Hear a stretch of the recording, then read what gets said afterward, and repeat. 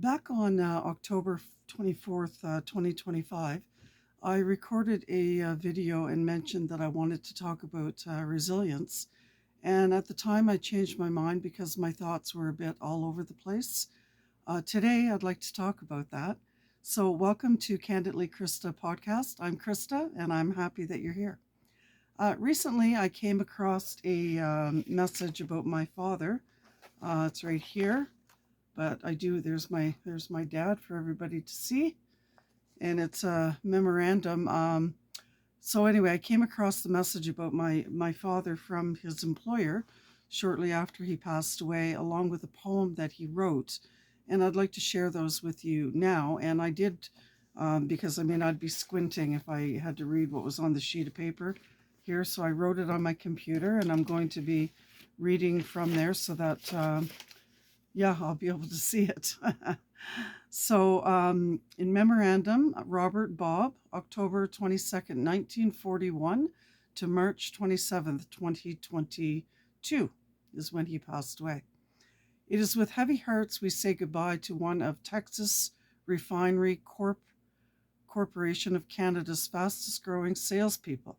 Bob passed away in St. Anne, Manitoba on March 27th, 2022 at the age of 80. In 2017, Bob joined Texas Refinery Corporation of Canada after discussions with Tom and quickly built his customer base at a rate not seen before. Bob became a solid and steady producer and became known for his ability to sell multiple products to his customers. In 2018, Bob was Texas Refinery Corporation of Canada's Newcomer of the Year. In 2019, he was the new customer order leader.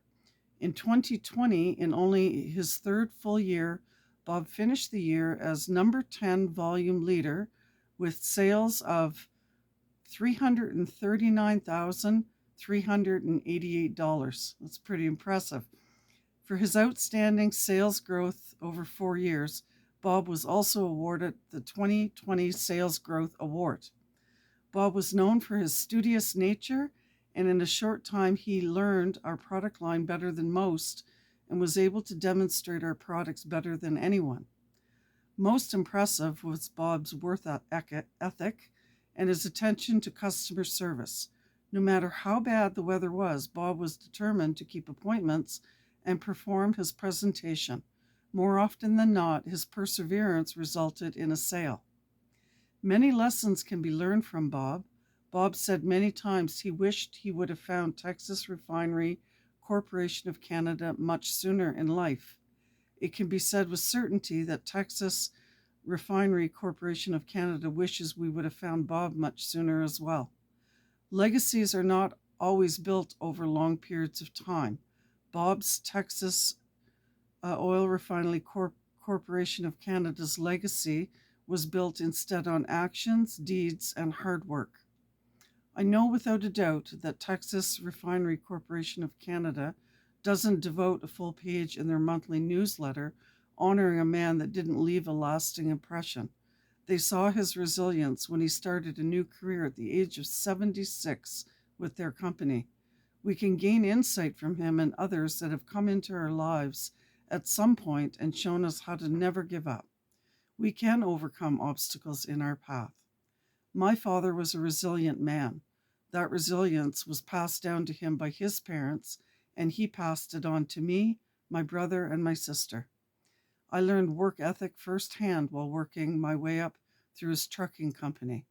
I remember one moment clearly. I walked into his office and I began to speak, and he slammed his fists down on the desk, startling me, and then looked me in the eye and said, "Don't ever come into my office again with a problem that you don't have a solution for." I replied, "I won't," and I walked out. I will say that there's never been very many moments in my life that I was speechless, but that was one of them. From that day forward, I never entered an employer's office without having at least one solution or several, and I applied that in all aspects of my life from that moment forward. My future may be uncertain, but I move forward into a new year with a spirit of resilience that was taught to me by example, a spirit I passed on to my daughters, and one they are now passing on to their own families and friends around them. My journey of resilience isn't over yet, and I can continue to carry that torch forward. This is a poem that my dad wrote that may hold true to many of you listening. It's called Spirit of Long Lake. In a quiet, majestic valley, the Tobic River flows. Through awesome scenes of nature, each place it goes. There's a special place of beauty that captures all the best, for surely at Long Lake, the master painter stopped to rest. Nestled in a valley filled to the rim with hush, and the beauty of the seasons where he paused to clean his brush. The fresh greens of springtime, the brilliance of the fall, the peaceful days of summer, the snow blanketing all. No matter when you find it, there is a special look, and you feel the same restfulness as when he put it in his book.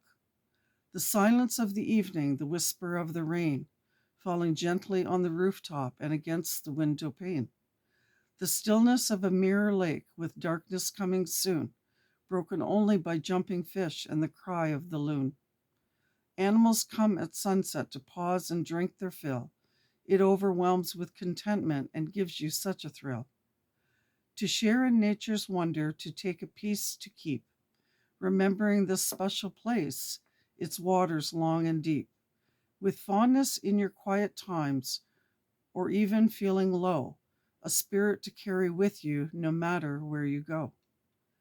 The joy that Long Lake brought my father is the same peace and joy this property has brought me. I had him on speed dial while driving through a winter blizzard with my nephew to look at the very windows that are now in this tiny home. After seeing them and calling him from the showroom to talk through the quality and price, he told me not to let that deal slip by. Only 2 months after buying those windows, my dad passed away. And just a few months after that, I laid his ashes to rest at his memorial in Riley Brook on the Tobic River he loved so deeply. I then came back to a vacant piece of land to build this tiny home with the very windows he helped me choose. That's why my walls are 10 feet high.